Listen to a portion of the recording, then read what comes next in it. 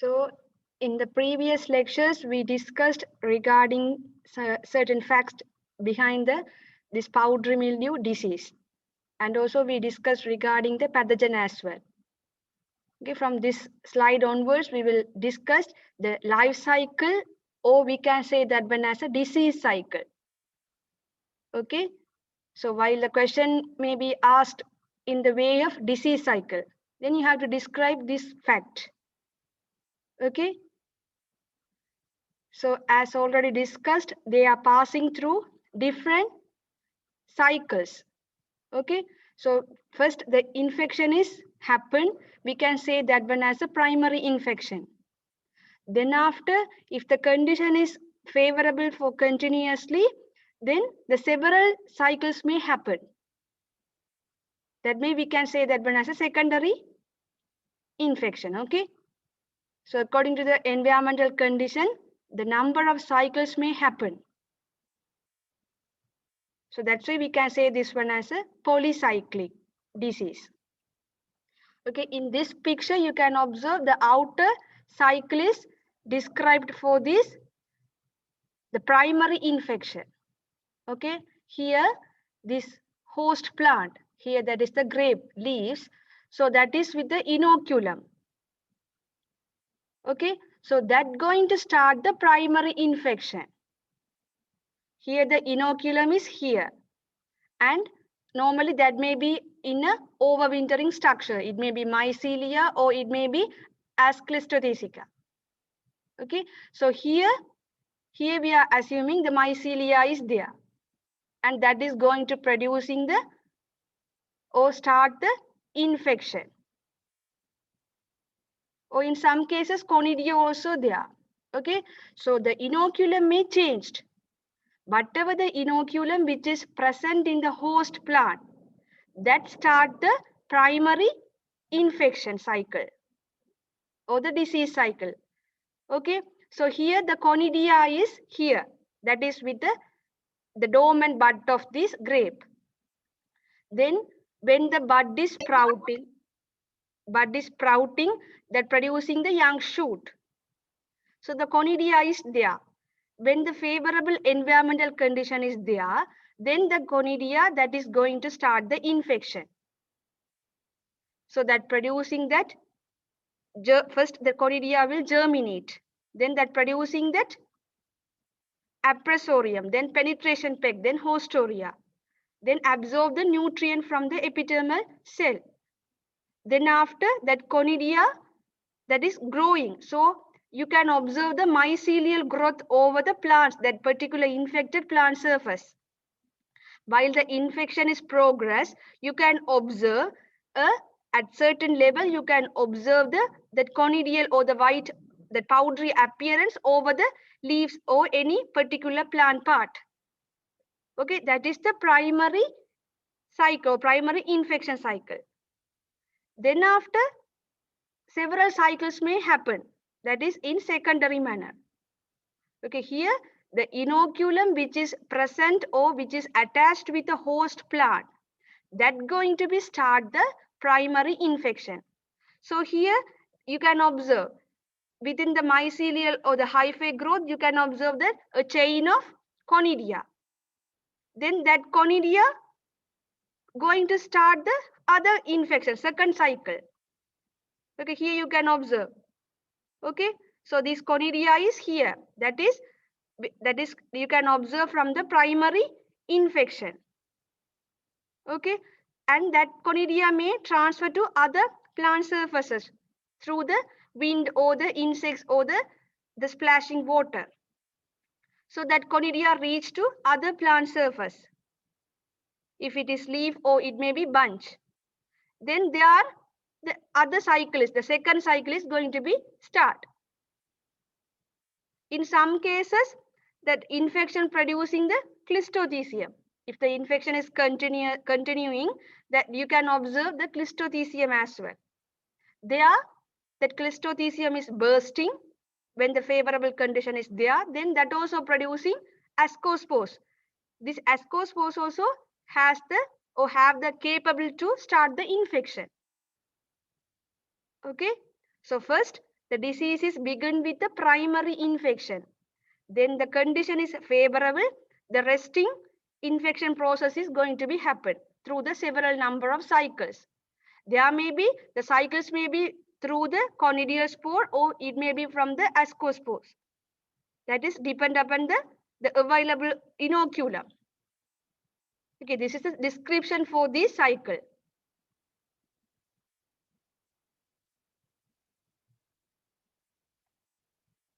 Then here's other example also mentioned here, the powdery mildew that is on the rose plant. So the same process is happened here. For your further understanding, I put this one. Okay, you can follow any one of the cycle. The process is same, but the host plant is different.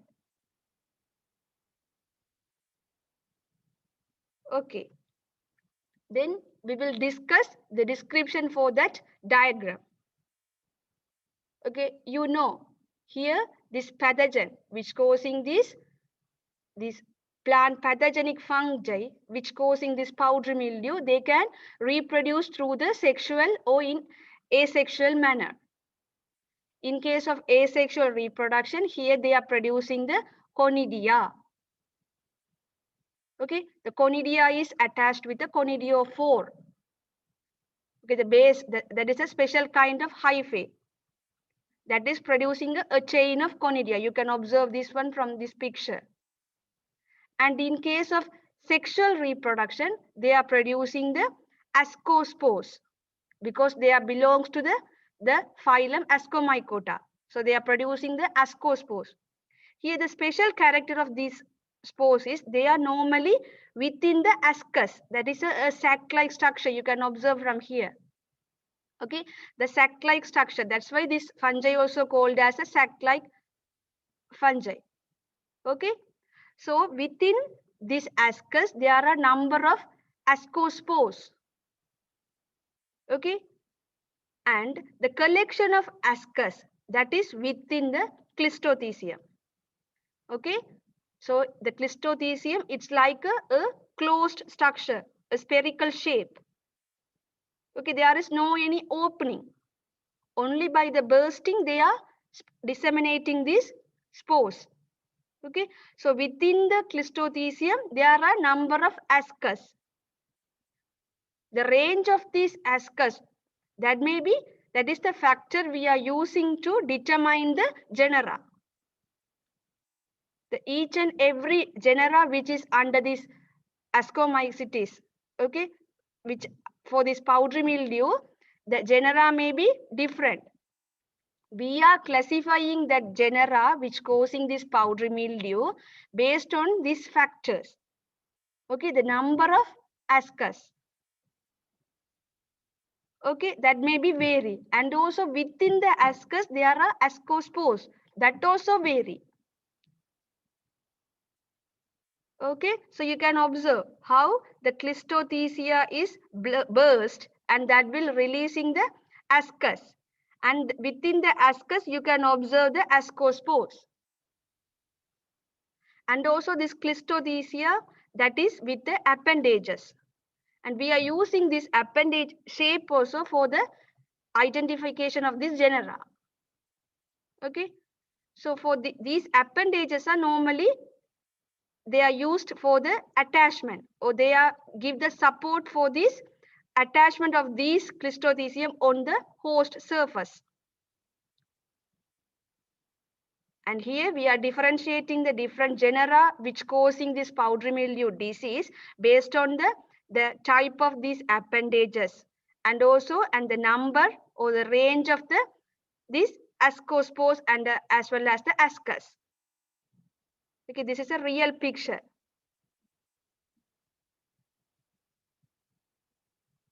Okay. Okay, so this disease, when the condition is suitable, that is because of the primary as well as the secondary infection cycles are there. So that's why we can say this disease as a polycyclic one. And for this pathogenic, the plant pathogenic fungi, here the overwintering structures. So what do you mean by these overwintering structures?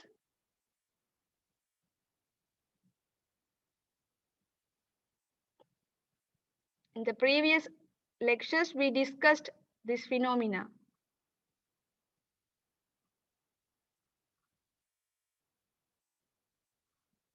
Overwintering structure, why they have to possess this kind of structures?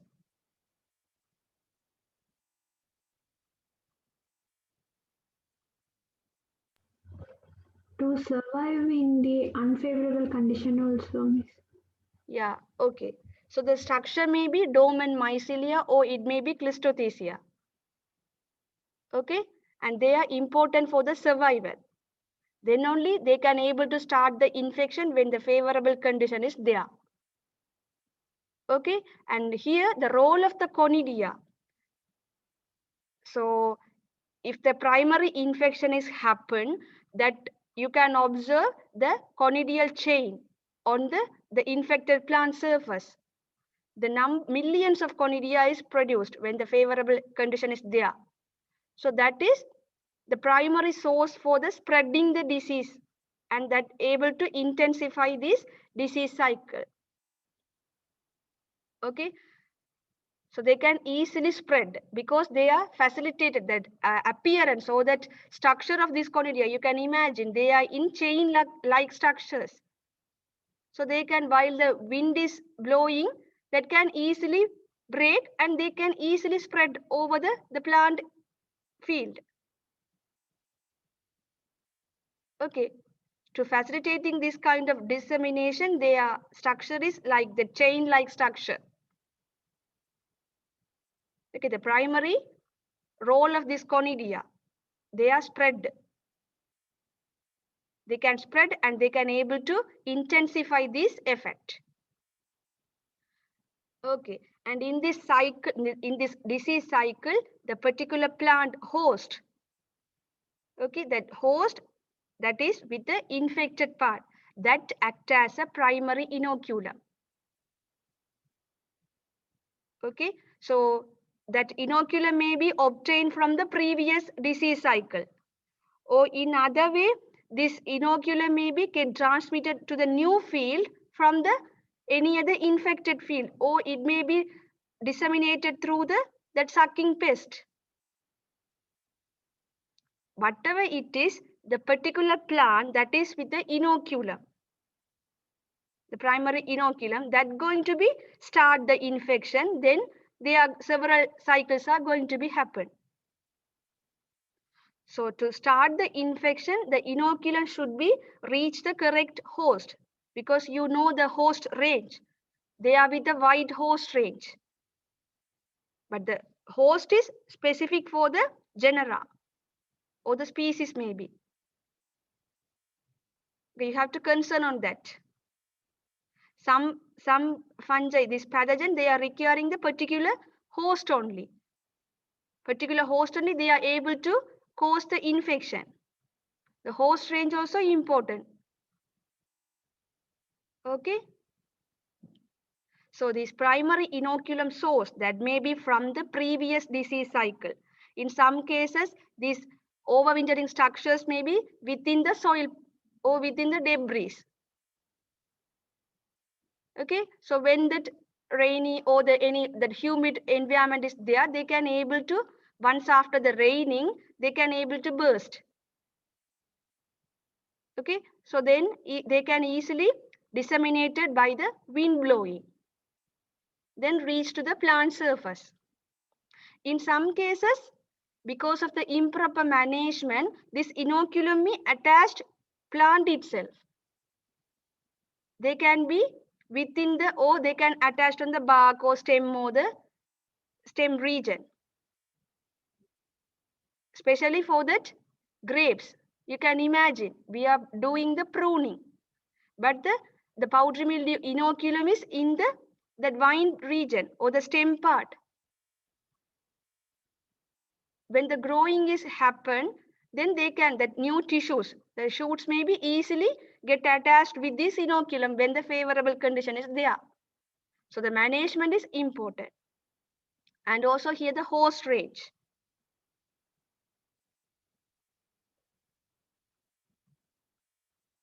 So in some cases, the primary infection may begin with the conidia. In some cases, That may be begin with the ascospores. So that is depend on the what is the inoculum which is attached on the plant surface. In some time, there may be dormant mycelium is attached with any plant surface, assuming in that grape plant. In the grape stem, there is the dormant mycelium is there. Okay, so when favorable condition is there, they can able to producing the conidia.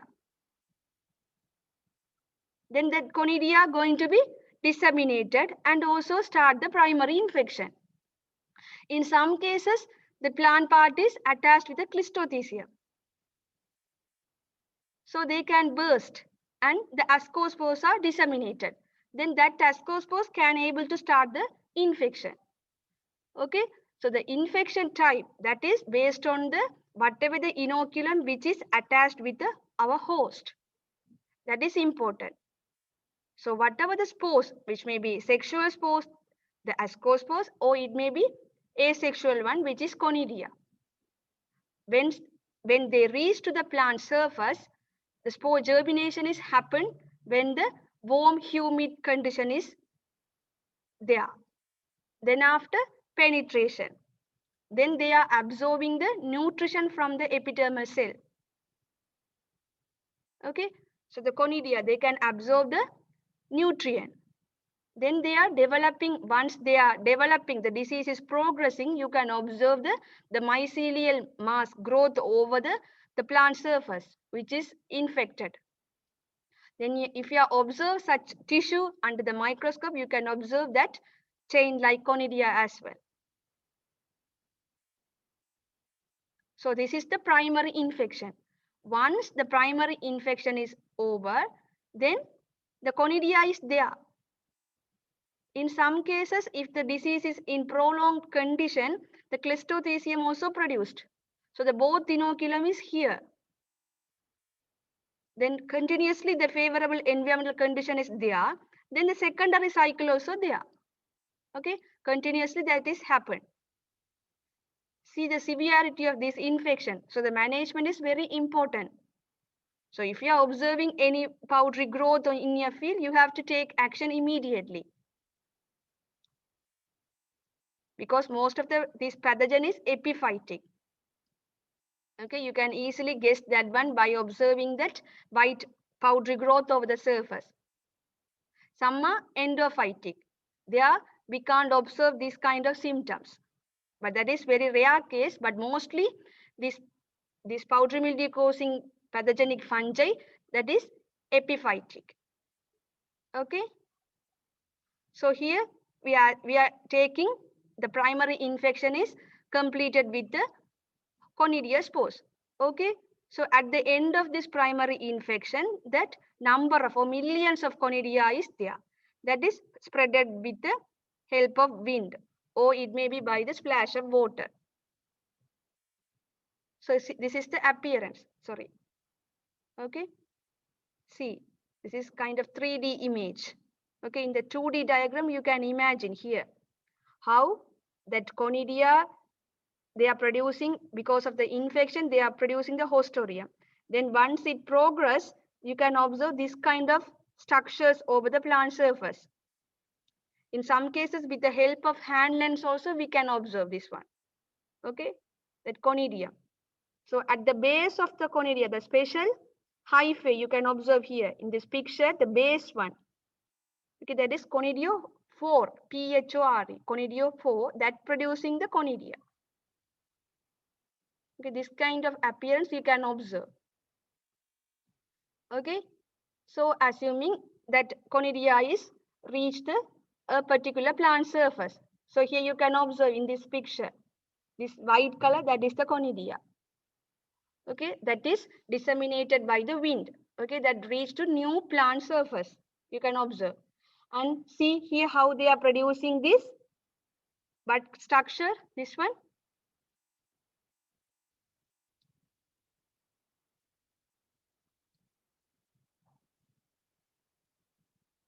So what going to be happen? Germ tube, very good. Okay, so then after they are going to penetrate by producing this penetration peg. Then you can observe here the hostorium development here. That is happened within the epidermal cells. They are these fungi obtaining the nutrient. Okay.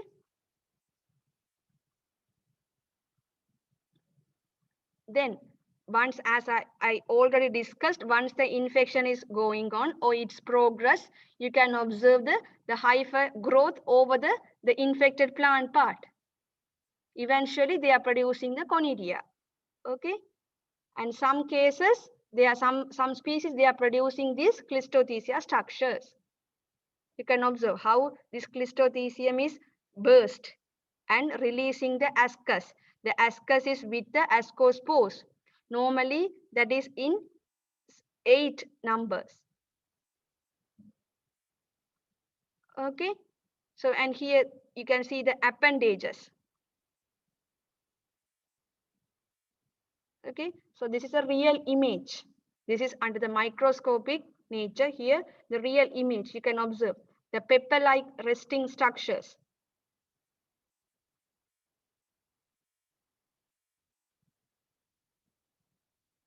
Okay. Normally that is not, no any opening is here. Only by the bursting only they are releasing that ascus along with the ascospores.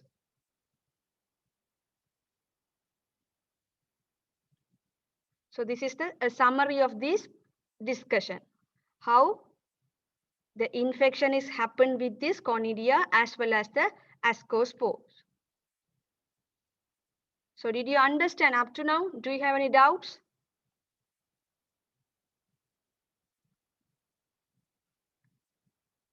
So when the question is asked, explain the disease cycle or the life cycle of this powdery mildew fungi. So you have to discuss both the primary as well as the secondary infection process. Okay, you have to discuss with the help of the sexual as well as the asexual reproduction. So if you are drawing the diagram, the cycle, then it is easy for you. For the explanation, that is easy. Okay. So according to your knowledge, you can draw the structures. The Clistothecium, conidia spores. Okay, drawing. Then after you have to start with the primary infection. First you have to give a certain kind of introduction for that one. This is reproduced in 2 manners, sexual as well as the asexual way. What other structures are there? A brief introduction you have to give regarding the pathogen as well as the disease. Then you can explain the disease cycle. So you have to check whether question is for the 100 marks or maybe 30 marks. According to the weight of the question, you have to describe. If it is 30 marks for the disease cycle, you have to simply describe it, the disease cycle. If it is 100 marks question, you have to give the introduction further. For the pathogen as well as the disease, then you have to describe the entire thing. Okay, check the question type, then give the answer. While describing this disease cycle, you have to draw this cycle diagram, okay?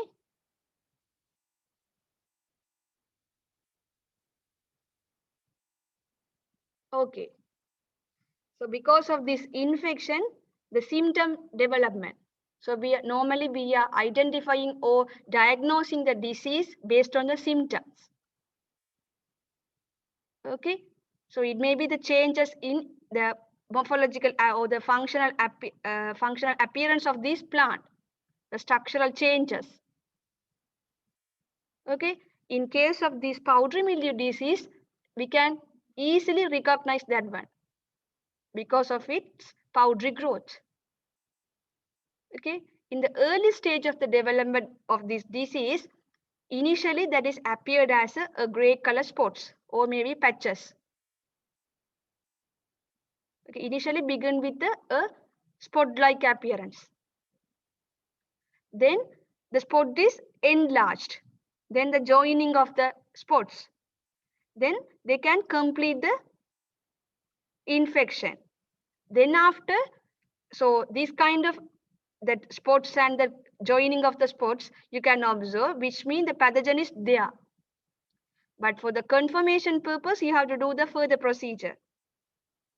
Okay, so here we can simply guess if the powdery growth is there, you can say, you can guess that one, which may be by this, the pathogen which causing the powdery mildew.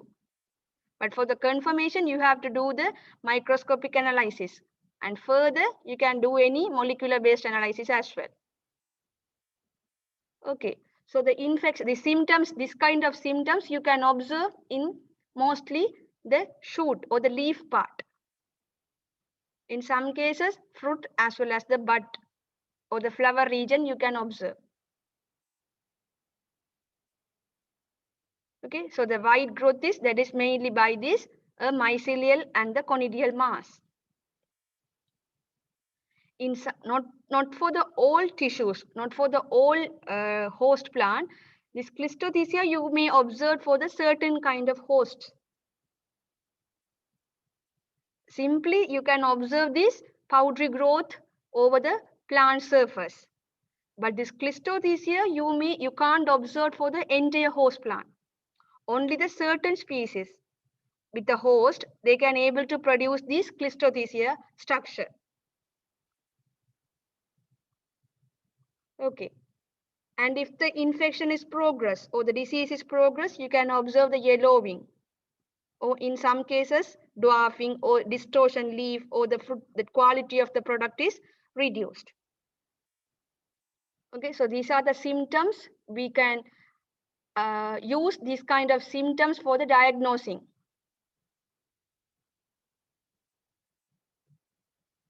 Then after, the important part, the prevention and control measures.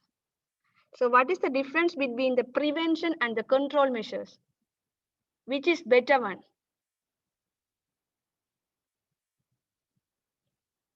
Which is better one?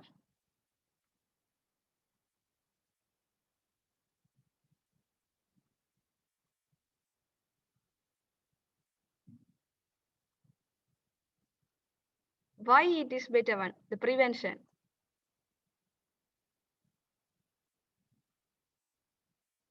Can you say the reason for that one? Okay, your answers are correct. Why it is better than the control?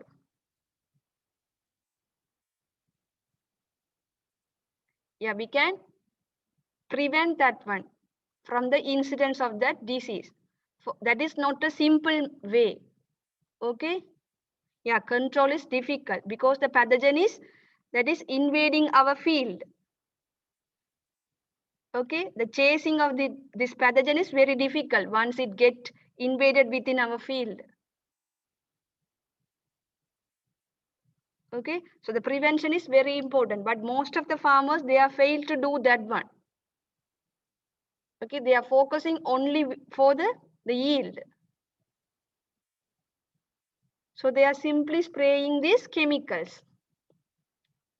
But if you have put the care from the starting point, then you may be end up with the good yield. Okay, so for that, the awareness to the farmers is very important. So here, normally for the prevention purpose, we can choose the resistant cultivars. For these agricultural crops, the different resistant cultivars are developed by different breeding techniques. According to our environmental or the location, our soil type, or our field condition, you can choose the resistant variety. Some plants are tolerant for the shady area.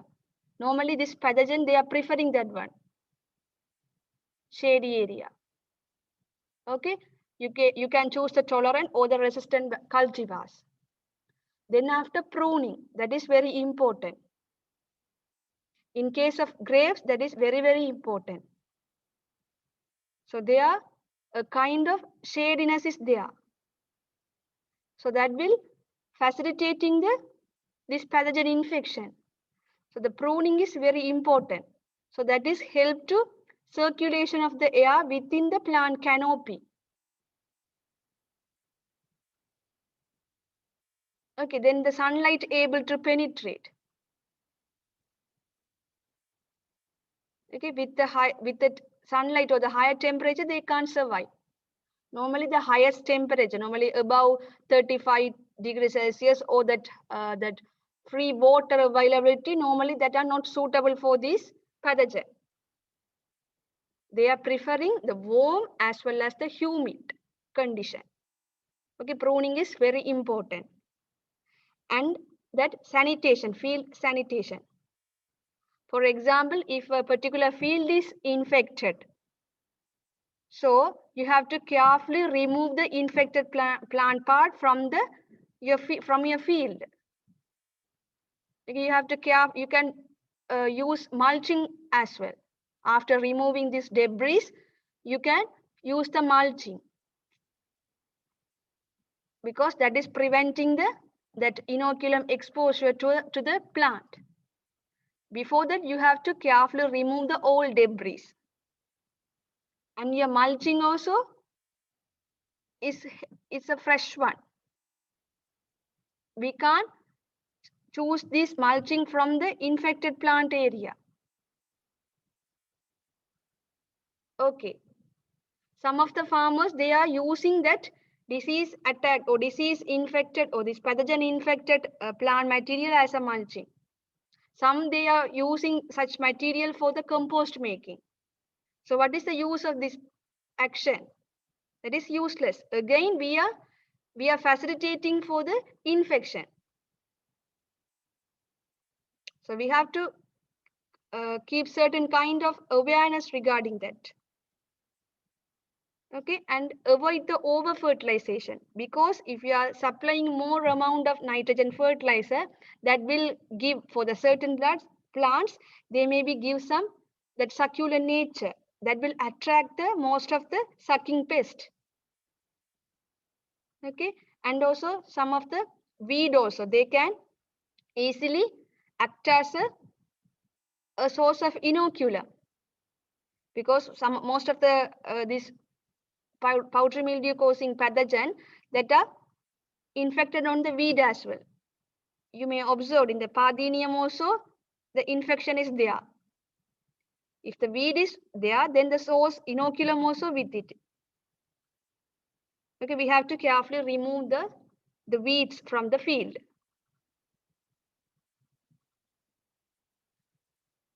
Okay, then normally the watering procedure for our field crops. So normally we are following in the morning. So during the daytime, the certain dry condition is there because of the sunlight exposure. Okay. And also in some cases, the drip irrigation is also followed, because that keeps somewhat dry condition for the foliage. If we are using the sprinkler, after certain period, there may be some kind of humid nature surrounding the canopy. Okay, that facilitates the infection.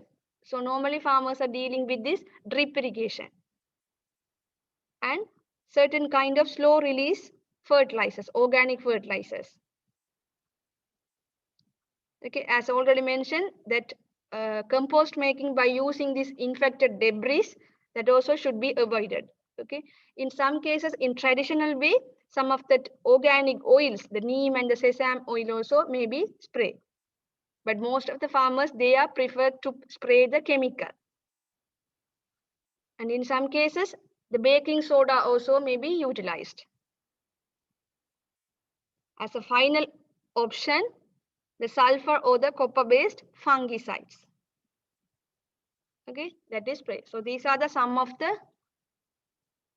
cultural management practices.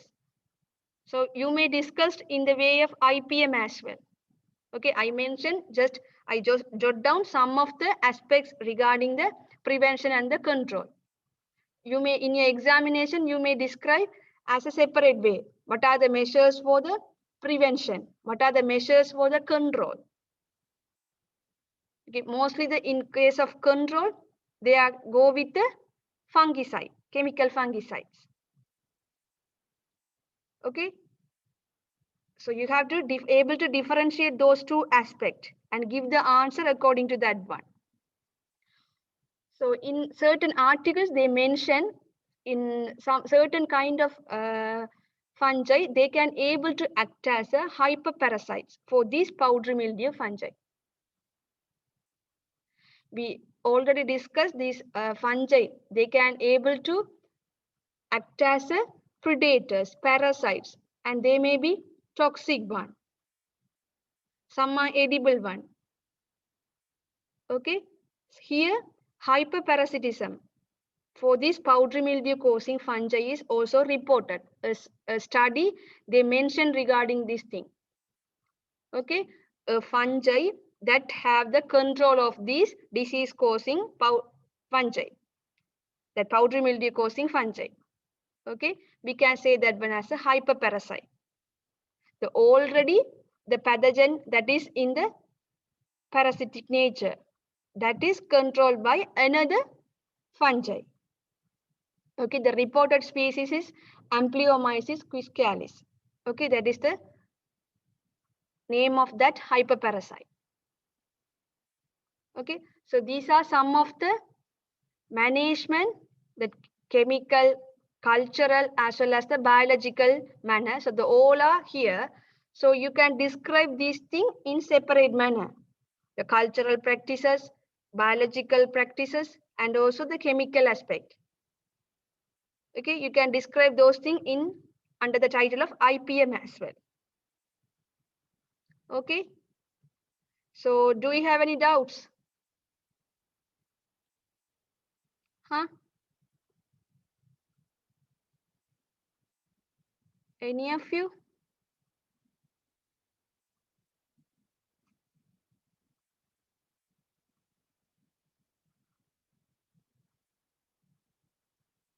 One 1174, are you there?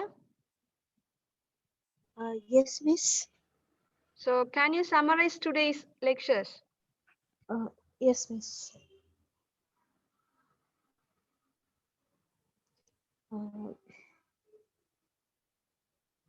Today we started learning about this mildew fungi. It is the most common and easily recognizable fungal disease. And then we saw about its host strains such as food crops, ornamental plants, and weeds. Then we saw the favored conditions for this fungi to grow, like the low soil moisture combined with high humidity. Then we saw about this pathogenic fungi, and we learned these are obligate parasites. Then there are 100 of species, and we saw about this reproduction, sexual and asexual spores. Then how we saw how this affects the host tissues and get their nutrition for the growth and development. And then we saw about the classification belonging to the phylum Ascomycota, and we saw various genuses. And in this, we mainly saw about the Uncinula genus. Then we saw the causes of the powdery mildew, such as then we saw about overwintering structures in these plants, and we saw about how these spores are disseminated by wind, insects, and splashing waters, and the conditions necessary for this powdery mildew to spread, like dampness, crowded, and poor air circulations. Then we saw how this powdery mildew affects the agriculture crops, such as like under untreated conditions for prolonged periods, then leaching out the nutrients and makes the fruits and vegetables vulnerable to sunburn, then gradually reduces the yield and also interferes with the taste and flavor of the foods. Then we saw the diagnosis, that is the identification of this disease. It looks like dust, like flour on the certain parts of the plants, as well as white spots. Then we saw the leaves will turn yellow and the leaves will dry out. Okay. Then we saw about the life cycle of the powdery mildew and the symptoms it causes. Then we saw about the sexual cycle and the asexual cycle.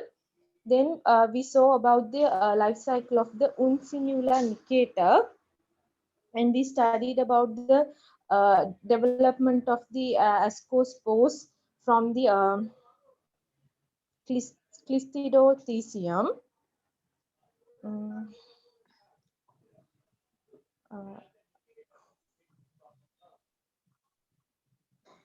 then we saw about the spores such as the asexual spores developed from Conidia and sexual spores developed from the Cleistocacea with ascospores. Then we saw how to identify this genera. Then we saw about the hyphae and the appendages, etc. Okay, thank you.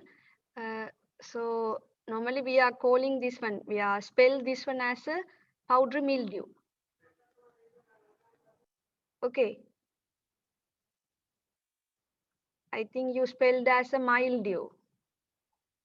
Just correct Yes, that yes. one. And as well as you mentioned that asexual spores, you mentioned this conidia is a asexual spore. Okay, that is produced from the conidiophore. That is the special kind of that hyphae. Okay. Yes, miss. Okay, you mentioned asexual spore produce the conidia. No, the conidia itself is a asexual spore that is produced from this hyphae, special hyphae, that is conidiophore. Okay. And with the diagram, I discussed for an example the Uncinula nicator, but the rest of the things you can choose or you can use that one for any kind of this pathogen. Okay, commonly you can use that. What are the things I told you? Okay, the primary, secondary infection, sexual, asexual reproduction, and what are the conditions and what are the structures. So those things I choose that one as an example. But you can use that cycle for a common purpose. But if you are choosing a particular example, you have to denote. You are going to discuss a particular host plant. Okay, you have to be careful on that one. Okay. Okay. I think all of you, did you understand? Huh?